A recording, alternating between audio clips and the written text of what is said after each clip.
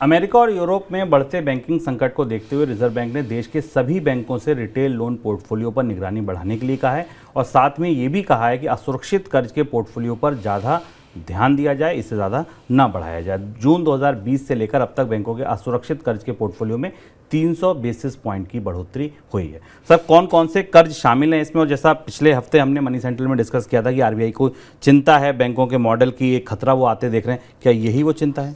Reserve bank, हमने जैसा पिछली बार कहा था शुभम, कि रिजर्व बैंक ने बैंकों के कामकाज की गहराई से पड़ताल शुरू की है, उनकी बैलेंस शीट की, उनके कर्ज की का आकलन शुरू किया है। और जो 3 बड़े खतरे दिखाई दे थे उस खतरे का जिक्र हमने पिछली बार किया था अनसिक्योर्ड लोन को लेकर, और अब ऐसा ही हुआ। इस हफ्ते रिजर्व बैंक ने सारे बैंकों से कहा है कि वो अपने जो अनसिक्योर्ड लोन है, यानी जिनके पीछे पर्याप्त जमानत उपलब्ध नहीं है, पर्याप्त मॉर्टगेज उपलब्ध नहीं है, इन पर में कमी करें। इसमें कौन से लोन है? इसमें क्रेडिट कार्ड के जरिए लिए जाने वाले लोन हैं, इसमें पर्सनल लोन्स हैं, इनमें माइक्रो फाइनेंस कंपनियों को जो लोन दिए जाते हैं और ये स्मॉल बिजनेसेस को लोन दिए जाते हैं। ये 4 ऐसे लोन हैं जिन्हें बैंक अनसिक्योर्ड कैटेगरी में रखता है, यानी इन कर्ज के पीछे, इन पर ब्याज दरें तो ज़्यादा होती हैं पर इन कर्ज के पीछे कहीं कोई जमानत के लिए संपत्ति नहीं होती, यानी अगर वो डिफ़ॉल्ट होता है या लोन नहीं वसूला जाता तो बैंक को उसका नुकसान होता है और बैंक को उसकी प्रोविजनिंग करनी होती है। और इसका आंकड़ा थोड़ा चौंकाने वाला है, इसलिए क्यों रिजर्व बैंक इतना परेशान, चिंतित दिख रहा है अनसिक्योर्ड लोन को लेकर। हाल में आपने ऐसी खबरें पढ़ी होंगी, हम लोगों ने भी अपने मनी सेंट्रल में चर्चा की थी, तब बताया था कि भारत में क्रेडिट कार्ड और पर्सनल लोन की ग्रोथ बहुत बढ़ी है, तेजी से बढ़ी,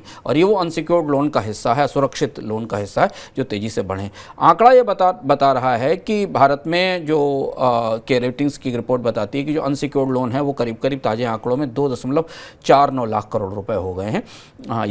ये बताती है कि अनसिक्योर्ड लोन का टोटल जो मार्केट है वो 13.2 ट्रिलियन रुपीस का है, 13.2 लाख करोड़ रुपए का है, और ये लगभग उतना ही है जितना पैसा भारतीय बैंकों ने एनबीएफसीज को कर्ज के तौर पर दे रखा है। यानी 13 लाख करोड़ रुपए भारतीय बैंकों ने एनबीएफसीज को कर्ज पर दे रखे हैं, और इतना ही पैसे का इतना ही बड़ा बाजार अनसिक्योर्ड लोन का है। एनबीएफसीज अब एक अलग चुनौती है, अलग क्राइसिस है। हमने एनबीएफसीज को बैंकों की तरफ से दिए गए कर्ज डूबते देखे, एनबीएफसीज को डूबते हुए देखा है, और यही वो दरार है जिसे भरने की कोशिश कर रहा है रिजर्व बैंक। रिजर्व बैंक ने ये भी कहा है कि अनसिक्योर्ड लोन देते समय बहुत सही ढंग से जांच पड़ताल नहीं की जाती, बहुत ज़्यादा चेक्स बैलेंस नहीं अपनाए जाते, और जिसके कारण ये पोर्टफोलियो खतरे में आगे पड़ सकता है।